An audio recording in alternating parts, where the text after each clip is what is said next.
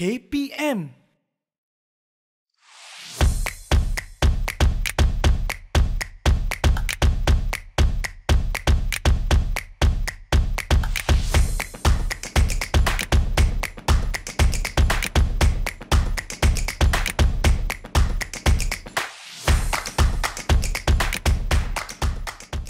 Assalamualaikum, salam sejahtera. Anda sedang menonton Bina Upaya Guru di saluran Didik TV KPM bersama saya Nisa K. Hari ini kita ada topik yang sangat-sangat menarik untuk kita bincangkan. Sebelum itu, bagi yang mungkin baru sahaja menonton Didik TV KPM masih belum mengenali program Bina Upaya Guru ini, program ini memaparkan kemanjadian guru atau laluan dan perjalanan guru, sama ada menjadi guru biasa, pensyarah maupun guru-guru yang bekerja di bahagian pentadbiran. Baiklah, berbalik kepada episod kita hari ini, topik yang sangat menarik, kesihatan mental dalam profesionalisme pendidikan, yang mana kita akan membincangkan topik kita hari ini bersama-sama dengan tetamu saya hari ini, iaitu yang berusaha Dr. Ahmad Kamal bin Arifin, yang merupakan Ketua Jabatan Pengurusan Hal Ehwal Murid dan Kaunseling, Pusat Pengurusan dan Pentadbiran Pendidikan Institut Aminuddin Baki. Selamat datang, Doktor. Terima kasih kerana bersama-sama dengan kami di Didik TV KPM, khususnya di Bina Upaya Guru, bagi membincangkan topik kita hari ini sungguh-sungguh menarik, kesihatan mental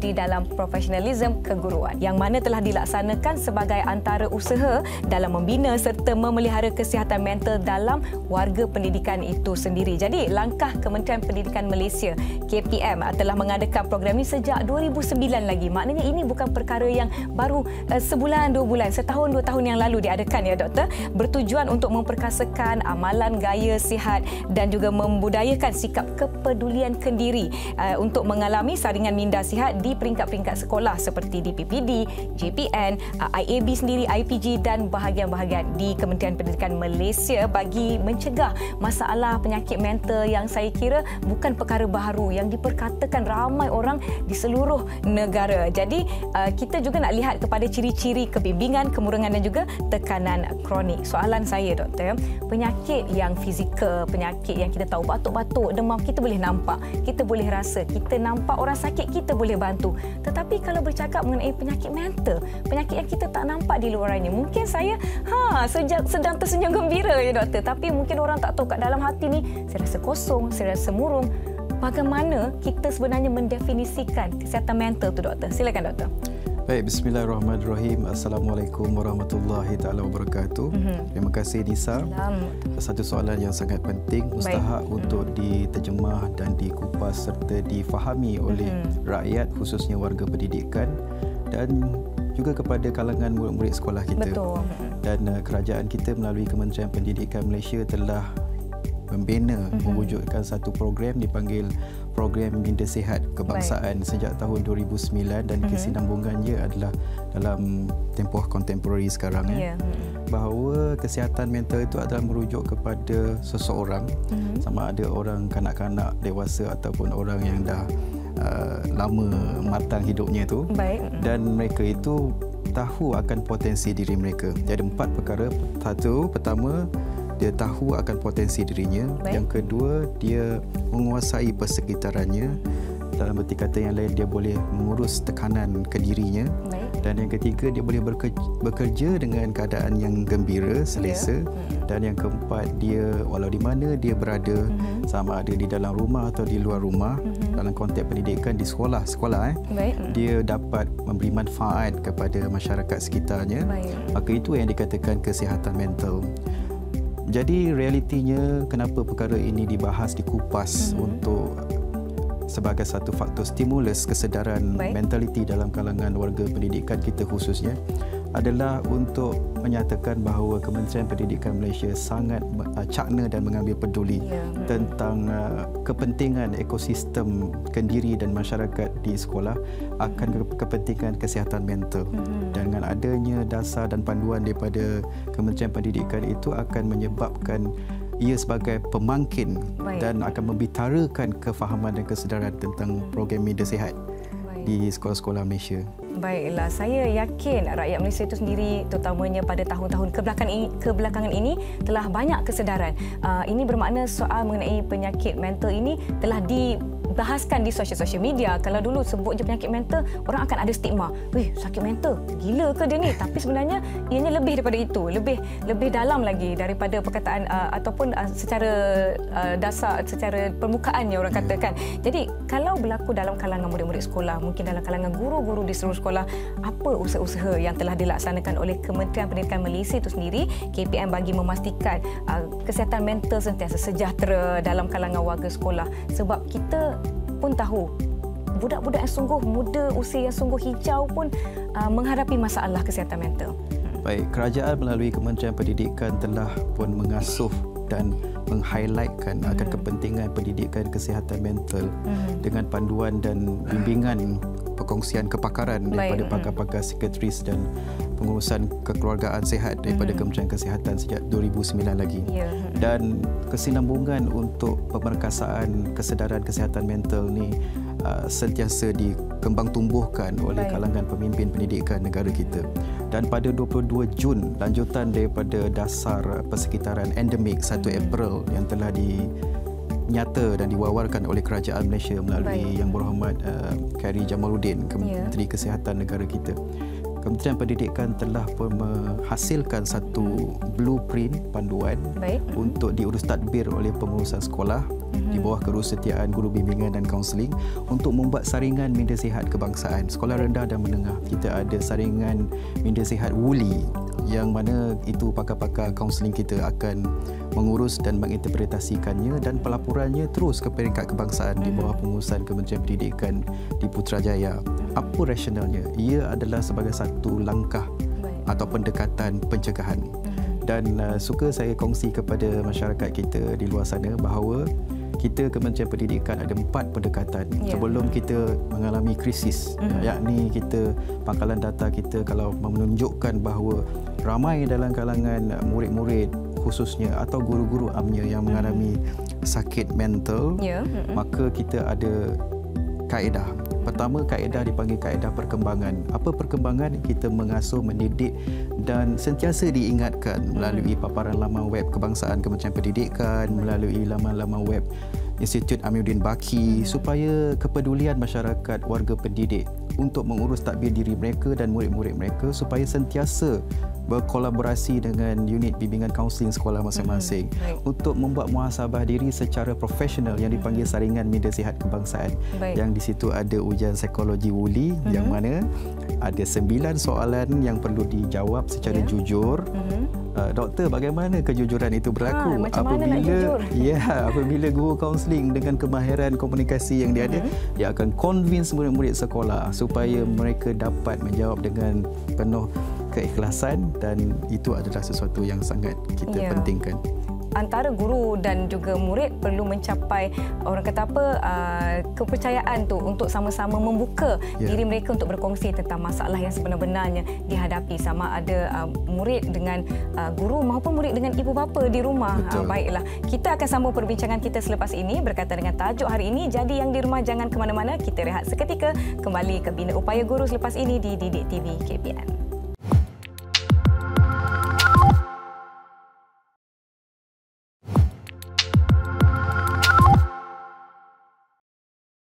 Bersama saya Nisa dan tetamu kita hari ini yang berusaha, Dr. Ahmad Kamal bin Arifin, membincangkan tajuk kita kesihatan mental dalam profesionalisme keguruan. Menyebut kepada apa yang telah kita bincangkan di awal tadi Doktor, program Minda Sihat tahun 2009 bukan perkara baru, telah diadakan bertahun-tahun lamanya, dan apakah objektif-objektif yang sebenarnya hendak disampaikan kepada orang ramai daripada program ini, Doktor? Silakan. 3 perkara utama objektif Kerajaan Malaysia melalui Kementerian Pendidikan berorientasikan asasnya adalah di bawah slogan Minda Sihat, emosi terjaga, kehidupan sejahtera. Dan ia adalah sangat penting untuk mendukung objektif program Minda Sihat kebangsaan. Iaitu pertama adalah untuk membugarkan kesedaran tentang kesihatan mental. Yang kedua, untuk mengukuhkan tubuh ilmu dalam kalangan masyarakat sekolah, khususnya kalangan murid-murid, apa itu kesihatan mental. Dan yang ketiga adalah untuk sebagai satu langkah intervensi bagi kalangan murid-murid dan juga guru-guru jika mereka ada simptom berkaitan dengan ketidaksihatan dari segi mental mereka. Itu adalah merupakan objektif yang sangat penting untuk difahami dan dihayati oleh kalangan warga pendidik khususnya dan kalangan murid-murid sekolah amnya. Ya, dan perkara ini bila dihayati tentulah ibu bapa akan menyokong. Betul tu, bukan sahaja daripada pihak ibu bapa, malah pihak guru juga penting untuk kita mengetahui apakah gejala-gejala yang dihadapi oleh murid-murid. Kadang-kadang kita tak tahu murid-murid ada masalah kan. Mereka tak nak bercerita dan sebagainya. Memandangkan program Minda Sihat telah pun diperkenalkan sejak 2009 lagi. Sejauh mana setakat ini ya doktor keberhasilan maupun impak yang telah ditunjukkan kepada murid-murid, mungkin dalam kalangan guru-guru sendiri. Program ini diadakan lebih-lebih lagi apabila kita memasuki fasa-fasa endemik, pasca pandemik telah melahirkan ataupun menjadikan ramai di antara murid-murid yang menghadapi masalah kesihatan mental ini. Jadi bagaimana program ini dapat membantu mereka khususnya pada waktu-waktu sebegini? Baik, masyarakat manusia di seluruh dunia secara global dan lokal mengambil maklum akan suasana pandemik, yang mana asuhan kesedaran tentang pendidikan kesihatan mental daripada 2009 itu telah memberikan ketampakan dari segi kesiapsiagaan warga pendidik khususnya kanak-kanak, murid-murid sekolah-sekolah Malaysia, bagaimana mereka mengasimilasi dan mengadaptasi persekitaran yang tak selamat tersebut semasa suasana COVID-19 itu, yang mana data-data yang berkaitan dengan masalah mental itu tidak begitu digembar-gemburkan bahawa tahap keselamatan mental dalam kalangan anak-anak Malaysia berada dalam keadaan yang krisis. Dan lanjutan daripada itu, kita Kementerian Pendidikan melalui surat siaran 22 Jun 2022 meng-highlightkan akan pengukuhan program Minda Sihat itu. Kita ada program Minda Sihat dengan ujian saringan kesihatan WULI. Kita dengan penuh kebertanggungjawaban kita akan memperkasa kesihatan mental dalam kalangan murid-murid sekolah kita. Baiklah, mungkin ramai murid-murid sekolah yang sebenarnya saya tak tahu nak buat apa doktor. Saya ada masalah, saya stres kat rumah, saya datang sekolah stres dengan kawan-kawan, mungkin antara masalah yang dihadapi, tapi mereka tak tahu prosedur bagaimana nak mendapatkan bantuan itu sendiri, nak pergi kepada guru kelas dahulu ke atau terus ke pusat kaunseling ke, bagaimana doktor? Ya. Kita di sekolah-sekolah Malaysia, Kementerian Pendidikan melalui surat siaran pengurusan kaunseling kebangsaan daripada tahun 2001 sehinggalah sekarang dengan perkara dan konsep kaedah pencegahan masalah mental yang sama. Semua murid berhak untuk bertemu dengan guru bimbingan kaunseling dalam hal-hal berkaitan dengan khusus dari segi kesihatan mental, pendidikan kerjaya, cara gaya belajar, kemahiran psikososial dan pendidikan membina kepimpinan kendiri. Dalam erti kata yang lain, mereka telah maklum tentang hak mereka untuk mendapat perkhidmatan kaunseling berkaitan dengan isu-isu yang berkaitan khususnya kesihatan mental untuk mereka kongsi masalah tersebut. Baiklah, dan prinsip kesihatan itu adalah apabila murid cakna dan boleh bertemu dengan guru kaunseling, 50% daripada masalah sedia ada yang dialami itu akan terlerai. Ya, kita akan rasa macam seolah-olah bebanan itu telah dikurangkan di bahu. Janganlah bawa masalah itu ke mana-mana. Orang kata apa, lebihkan, luangkan masa bersama guru kaunseling. Mungkin mereka boleh cuba mendapatkan bantuan dan mencapai, orang kata apa, ruang percaya tu untuk mereka berkongsi masalah bersama guru kaunseling. Bagaimana kalau kita nak mendekati murid maupun guru yang sebenarnya takut nak berkongsi apa sebenarnya masalah yang dihadapi? Mungkin mereka akan merasakan kalau saya berkongsi masalah ni mungkin saya akan dikenakan pandangan stigma ataupun pandangan serum. Bagaimana kita nak mendekati golongan yang sebenarnya takut sangat nak berkongsi masalah? Ya, persepsi stigma negatif masyarakat khususnya warga pendidik ataupun murid-murid sekolah yang tak berani atau tak yakin akan keselamatan emosi dan rahsia mereka jika mereka mengalami kebimbangan ataupun kemurungan ataupun tekanan yang tidak terkawal tu adalah merupakan satu cabaran sebenarnya kepada semua kepimpinan pendidikan sekolah khususnya dan kalangan guru-guru kaunseling umumnya, supaya mereka bersifat penyayang, empati, caring, understanding, trustworthy. Karakter yang menampakkan sikap kepedulian terhadap warga sekolah itu akan menjadi penggerak ke arah keberanian masyarakat, murid-murid kita untuk berkongsi masalah. Betul tu. Tidak ada sebab mengapa kita perlu takut kerana tugas mereka adalah untuk membantu kita dan semoga kita pun terbuka untuk dibantu. Baiklah, kita nak rehat seketika. Jangan ke mana-mana, kembali selepas ini di Bina Upaya Guru di Didik TV KPM.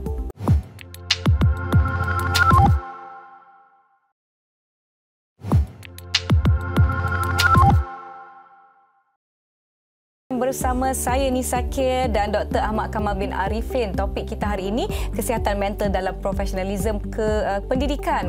Dan kita nak mendalami dengan lebih lanjut pelaksanaan program Minda Sihat itu sendiri. Kita ada sebutkan sebentar tadi Doktor mengenai warga ataupun anak-anak murid pasca pandemik ini, di musim-musim endemik ini melahirkan mereka yang mungkin lebih cenderung kepada masalah kesihatan mental. Jadi adakah langkah-langkah khusus yang telah diambil bagi menangani warga pasca pandemik ini secara amnya, secara khususnya? Silakan Doktor. Kita memperkasakan program pendidikan kesihatan mental, promise bagi aspek motivasi, membina kekuatan dalaman dalam kalangan murid kita.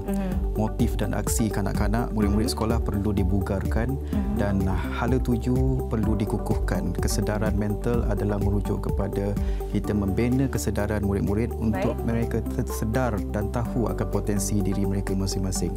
Program-program motivasi membina karakter, minat kerjaya dan juga pencegahan dari segi kecelaruan emosi dan mental dikukuhkan oleh semua sekolah-sekolah rendah dan menengah seluruh negara dengan harapan kita akan menstimuluskan, merangsang persekitaran sekolah yang selari dengan dasar sekolah 3K itu, kesihatan, kebersihan dan keselamatan.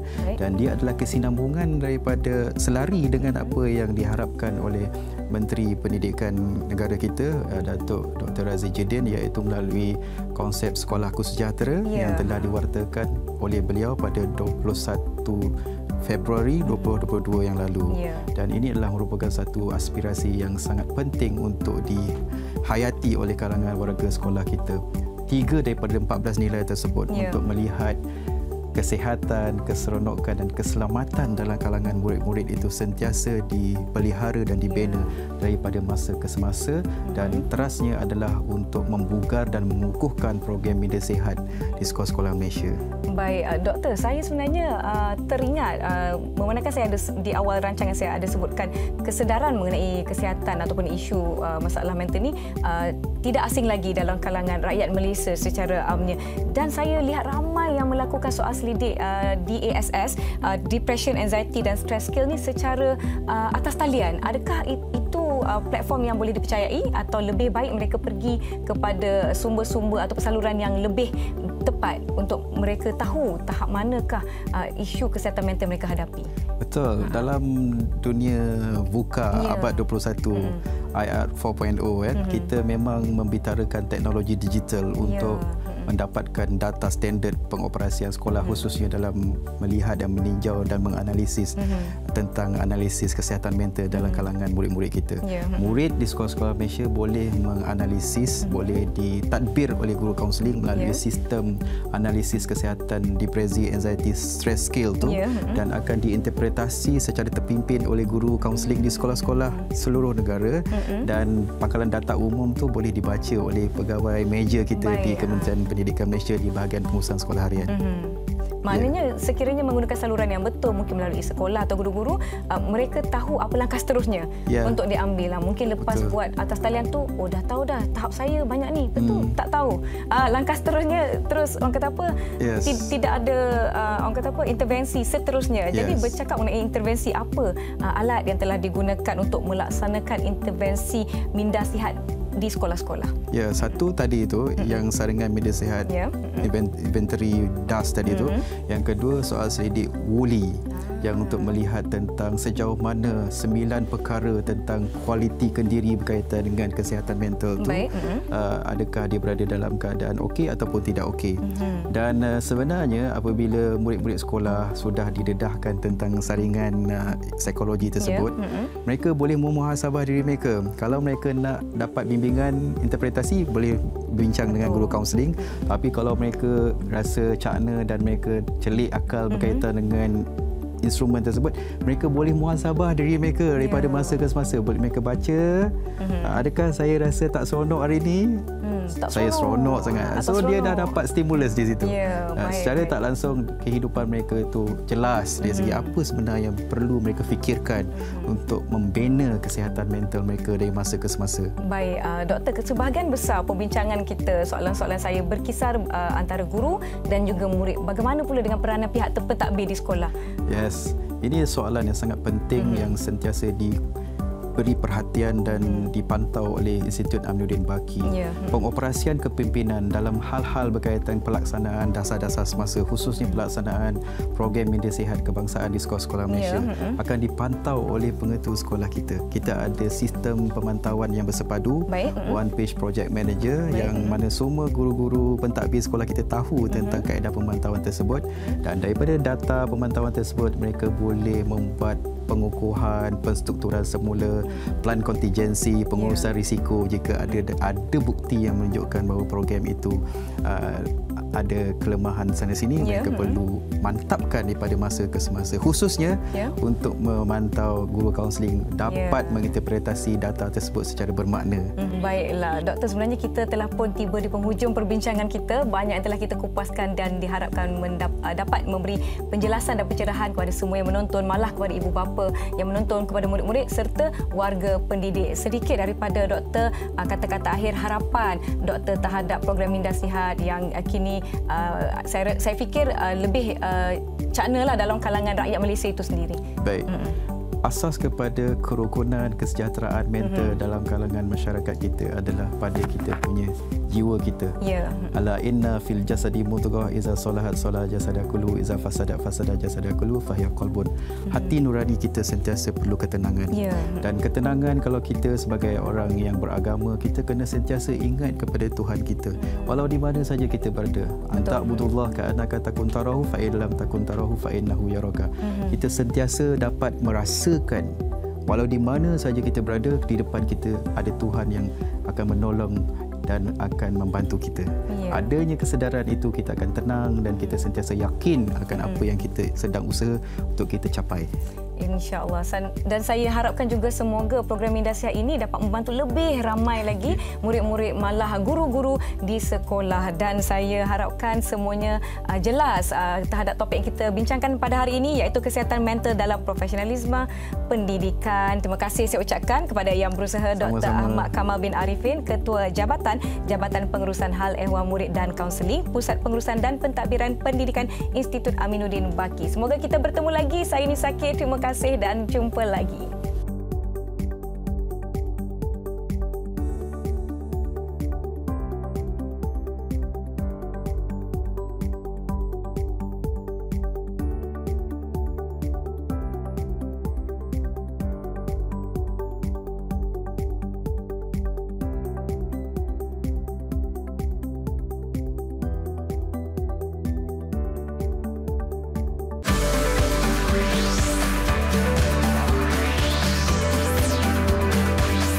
Didik TV KPM